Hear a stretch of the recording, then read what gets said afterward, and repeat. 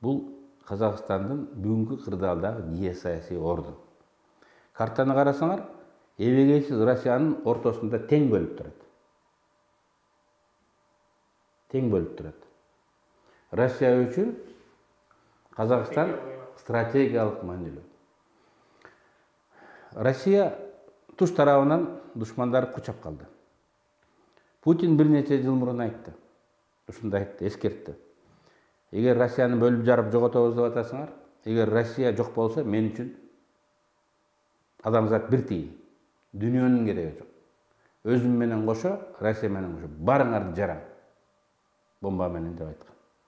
Булардын стратегиясы, доктринасы ушундай. Ошон үчүн мынакей НАТО босогомо келип калды. Украинаны НАТОга алган атасыңар деп, ал батышка, Европа менен Америкага ультиматум койду. Токтотосуңар, мен керек болсо согуш кылам деди. Ушинтип айтты. Военно-технический ответ берем деди да. Керек болсо согуш кылам деди. Аскеринин бир бөлүгүн жыйнап Украина жакка алып барып коюп койду. Эме элестет. Орустар батыштан коркунуч келет экен деп аякты күтүп турса согушам деп. Бир түндө тарс этип бомба коросунан жарылды. Казакстанды ким жарганын казак бийлиги да, орустар да, биз да билбей калдык. Бул бир күндө 4-нөн 5-ине караган Үчүнчү күч болушу мүмкүн. Вот жарылды. Анан кийин мына сенин реакцияң. Башка бирөө болушу мүмкүн үчүнчү күч деп. Баары ошентип ойлоду. Муну үчүнчү күч пайдаланып кетиши, болбосо да үчүнчү күч пайдаланып кетиши мүмкүн деди. Сириядан, Абхазиядан өтүп согушуп келген адамдар эң көбү Казакстанда. Билесиң, казактар үй бүлөсү менен барып согушуп келгендер да.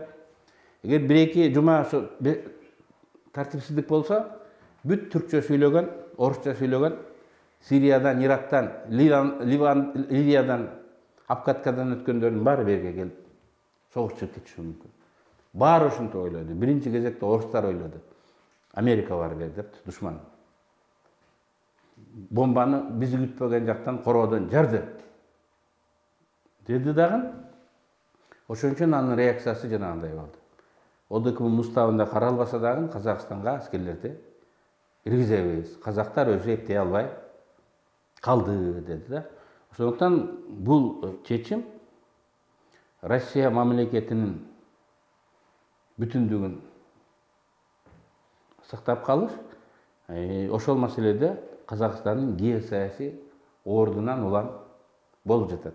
Ал эми Кыргызстан эң четтеги буштагы кичинекей өлкө болгон үчүн Бизде анчалык кызыктуу. Биз Россияга биздин бар жок экенибиз мындай коркунуч туудурбагандыгыбыз үчүн мындай реакция алар жасашкан эмес.